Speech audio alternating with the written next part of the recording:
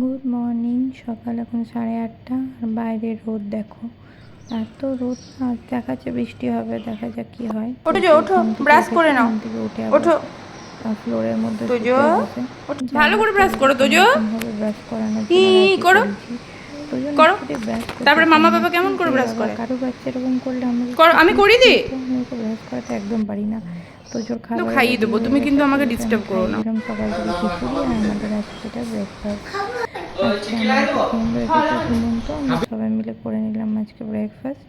আমাদের ব্রেকফাস্টে ছিল কচুরি, ঘুগনি, মিষ্টি। বেশ গল্প করে আমরা খেলাম। তোজোর তো খাওয়া হয়ে গেছে। তোজো শুধু খিচুড়ি আর ডিম সেদ্ধ খেয়েছে। এবার আমি তোজোর জন্য বানাবো চিকেন স্টিউ। তোজোর জন্য হালকা পাতলা করে আমি একটু পেঁয়াজ দিয়ে, টমেটো দিয়ে হালকা করে চিকেন স্টিউটা বানাবো। তোজোকে আমি খুব লাইট খাবার খাওয়াই। তোজোর খুব একটা সহ্য হয় না, একটু হজমের প্রবলেম আছে। আর যা গরম বাইরে, ভীষণ গরম। এই ওয়েদারে, এই টেম্পারেচারে রিচ খাওয়ানোটাই খুব প্রবলেম। তারপর তোজোর খাবারটা আমি কুকারে বসিয়ে দিয়েছি। এরপর আমাদের জন্য বানাবো আলু দিয়ে চিকেনের ঝোল একটা। আমাদের খাবারটাও আমি যে রিচ করবো এটা নয়, তবে যাই হোক বাচ্চার খাবার তো একটু আলাদা হবেই। আমাদেরটা রিচ নয়, কিন্তু ঝাল, আদা, রসুন, মশলা একটু পরিমাণটা তো না হলে তো খাওয়া যাবে না। সেভাবে আমাদের জন্য একটু চিকেন আলু ঝোল বানাবো। তো আমার রান্না চলছে। এই রান্নাটা হয়ে গেলে আমরা লাঞ্চ করে নেবো। আমার ফ্রেন্ডও এসছে। তো আমার রান্না কমপ্লিট।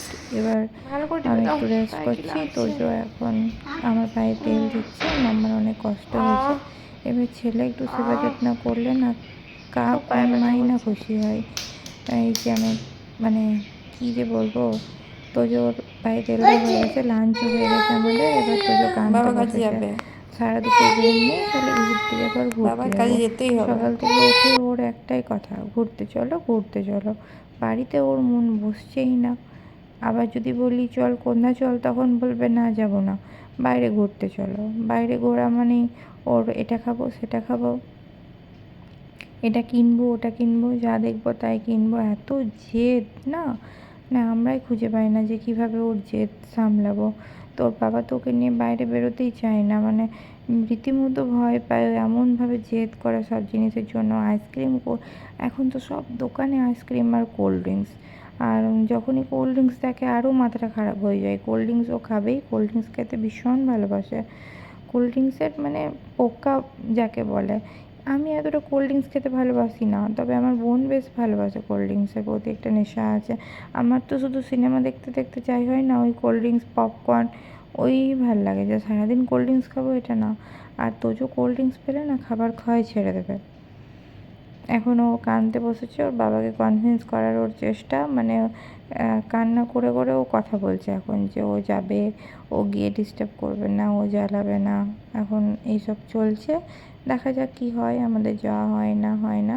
সুমন্তও এসেছে আজকে, তো ওর মজা দেখছে যে ও কীরকম কী করে।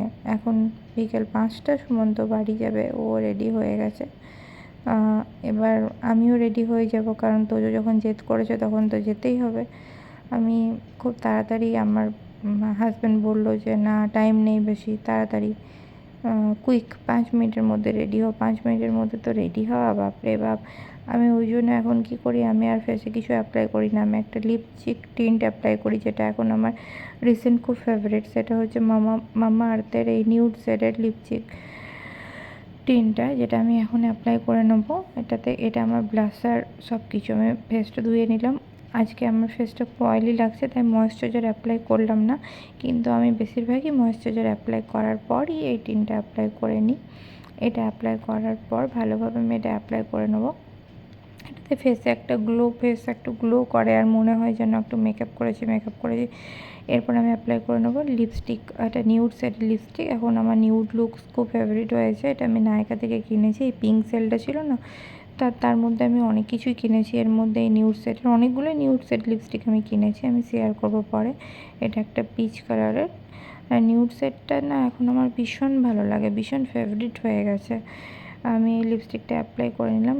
চুলের সমস্যা, আগে না আমি সবসময় হেয়ার স্ট্রেট করাতাম। অ্যাকচুয়ালি আমার হেয়ার তো কার্লি, তো তোজো হওয়ার আগে আমাকে প্রতিদিন ইঞ্জেকশন নিতে হতো, মানে আমার প্রেগনেন্সি একটু কমপ্লিকেটেড ছিল। ইঞ্জেকশন নেওয়ার জন্য আমার হেয়ার ফল অনেকটাই হয়ে গেছে, তো আমি আর এখন হেয়ার স্ট্রেটনিং করাবার সাহস পাই না। তারপরে ছেলে আবার এখন খুব চুল টানাতে নেশা, ও যখন ঘুমায় তখন ও চুল টানে, তাই এরকমভাবেই আমি রেডি হয়ে গেলাম। হেয়ারটা কিছু করার নেই, এটা আমার ইনবর্ন এরকমই হেয়ার। আমরা এখন যাচ্ছি দুবরাজপুর। তো এই অজয় নদীর ব্রিজ ক্রস করছি আমরা, এটা ক্রস করে ঢুকে গেলাম বীরভূম। আমাদের বাড়ি থেকে দুবরাজপুর যেতে বেশিক্ষণ লাগে না, হয়তো 10 মিনিটস লাগে ম্যাক্স টু ম্যাক্স। তো আমরা পৌঁছে গেলাম এখানে 5 ফরং। এখান থেকে আমি খাবার প্যাকিং করিয়ে নেব, কারণ খেতে খুব একটা ইচ্ছা করছে না। অ্যাকচুয়ালি আমি তোজোকে ঘোরানোর জন্যই নিয়ে এসেছি। তো আমরা এখানে একটু ঘুরে নিয়ে একটু ওয়েট করে আছি। খাবার আমার অর্ডার হয়ে গেছে, খাবারটা বানানো হয়ে গেলে আমরা এখান থেকে চলে যাব। তোজো একটু এনজয় করে নিচ্ছে, এই অ্যাম্বিয়েন্সটা ওর বেশ ভালোই লাগে। এখানে এখানে একটু জল আছে, ওই জলের সামনে খেলতে।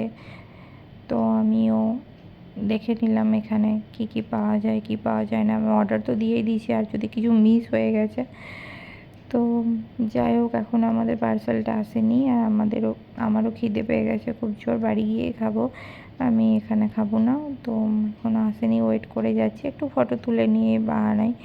রেস্টুরেন্টে যে যখনই খাবার অর্ডার দিই না, মেনু কার্ডটা দেখেই কেমন যেন খিদে খিদে পেয়ে যায়, বাড়িতে পাই না এই খিদেটা। তো খাবারটা চলে এসছে, এবার আমরা খাবারটা নিয়ে বাড়ির দিকে যাচ্ছি। খাবার আমি